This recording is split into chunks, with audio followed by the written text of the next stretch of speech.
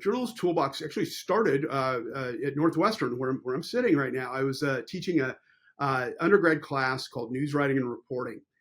In 1997, we didn't have Canvas or Blackboard or any of these tools we could use to put our classes online.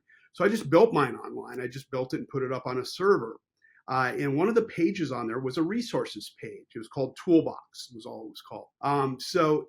From that, my students started to come back and they would add, hey, have you used this website? And this website started to grow with more, page started to grow with more and more resources. I converted it more into an AI website 2 years ago. And it features also a newsletter that comes out every other Tuesday morning.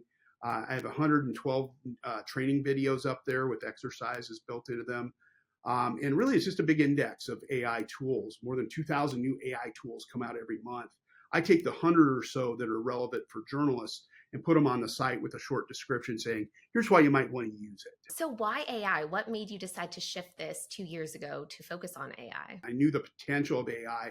One of my other side hustles besides teaching full-time is I do work in the Google News Initiatives training program with RTDNA. I'm the lead trainer for that. And I've been working with AI tools for many years, not always aware of what I was working with was AI, but it was baked into a lot of tools. But I began to see more standalone AI tools starting to emerge, as early, as 2019, 2020. And then when things really started to get going in 2022, I saw how poorly newsrooms were prepared for it. They didn't have training budgets in place. They didn't see, the tidal wave that was coming. So I figured that website and that shift to that topic could help them, navigate that. All these tools come out every month. There's so many new ones. You go through and pick the best to put on your site. How do you pick those? It's a lot of work. Even someone who has experience in journalism and AI, I feel overwhelmed. So I'm just curious how you go about finding those tools for other journalists who might be looking on their own. One of the pages I have up on the Journalist Toolbox is an AI newsletters page. I subscribe to a lot of newsletters, so I get some recommendations that way.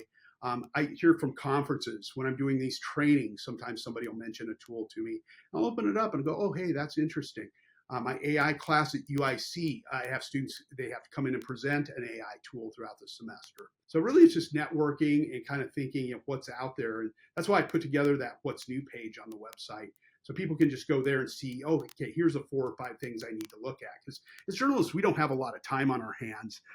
We need to spend more time reporting and writing than we do, looking around for tools. So I try and shorten that gap for them a little bit and make it a little easier for them to find it. Going through so many tools, do you have time to thoroughly vet things, or should journalists be aware they could go on, try them out, they may not work for them? I vet every tool. At the very least, I go in and read its about page. Usually they come recommended to me by somebody I know or trust or a journalist that's used them. I use a lot of them, or I'll set up an account on them and try them out. The thing is, there are so many things out there, right? So let's say a journalist wants to start playing around. They could check out your site, but what are some of your favorite tools just off the bat that specifically with AI that journalists can check out? This tool called summarize.tech. It's a very simple tool. It's free.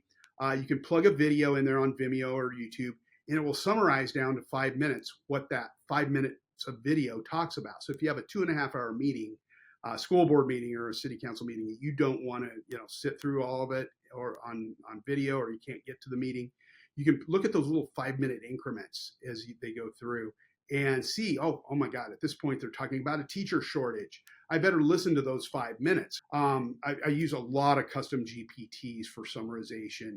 I've been experimenting with a lot of the data visualization tools in ChatGPTs, custom GPTs. Really, the one I've been using probably the most lately is in my students as well has been Perplexity. I use the Perplexity Pro version because it not only searches the web, it also is pulling in data from what it's trained on. Being able to create those little collections of research and index them and share them with others, I think really bodes well for journalists, especially if they're working in teams. Been experimenting with Claude a lot in data analysis, loading spreadsheets into it to see if it can analyze it as well as maybe a formula would in Excel or in Google Sheets. When I'm teaching AI to students or just talking about it in general, a lot of people, the biggest concern is how do we know the information is real? And we've seen, inaccuracies within things like ChatGPT, of course, just factually within text. But when it comes to video and photo, it's just going to get more and more advanced. So my hope, I always say, is I want AI to be able to fight AI. So we have, the bad AI is coming in and spreading this misinformation or disinformation, or people are using the tools in the wrong way. I should say that. And then there are tools out there to help with that. Have you seen a deep fake tool that is at that level yet where it's like, this is really solid, or are we still waiting for one to come out? I always liken it to AI as being a giant yacht driving through a harbor.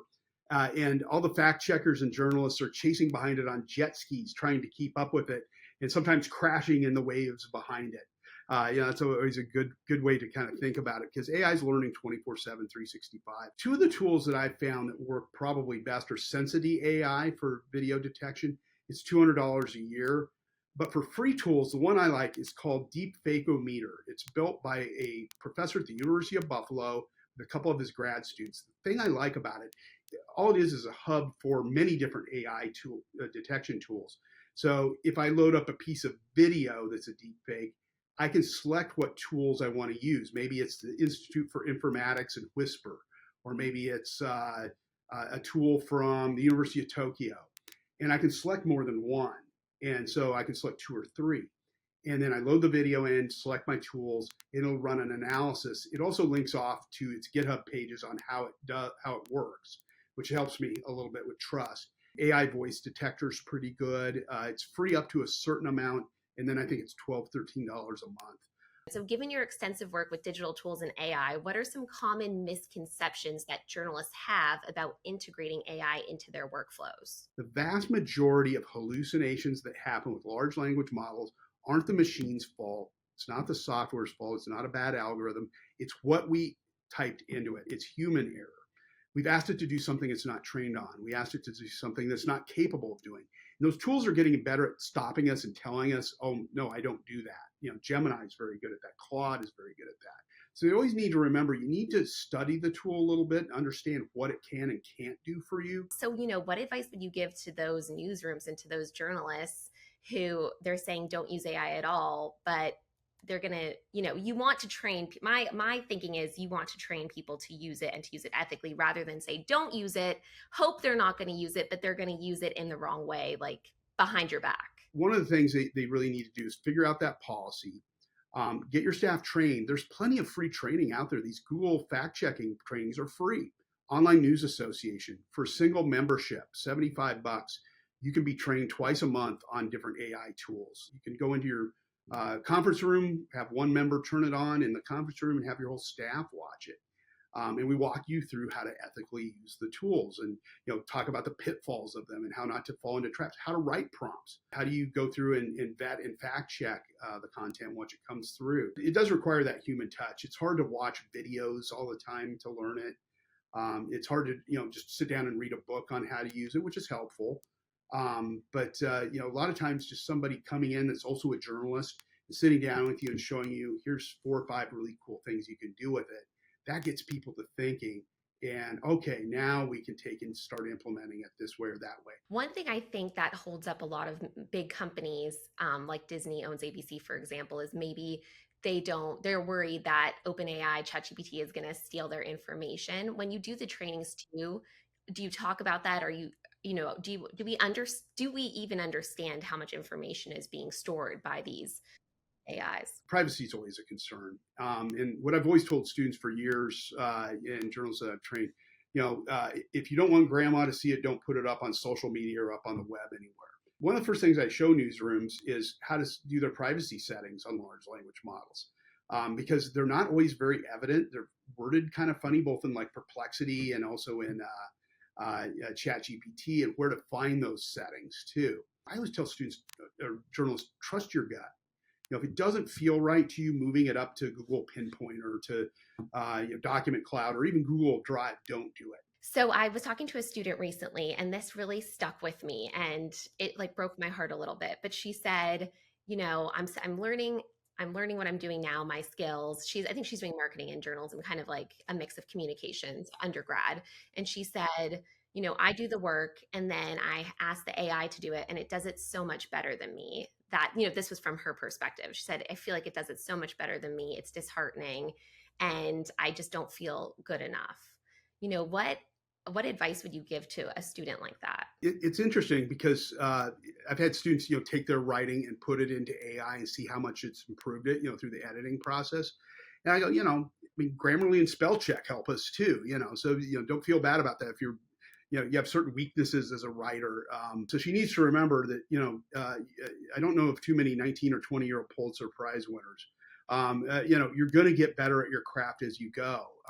And deal with it as that and treat it as that, a craft. I'm learning how to do something and improve at it every day.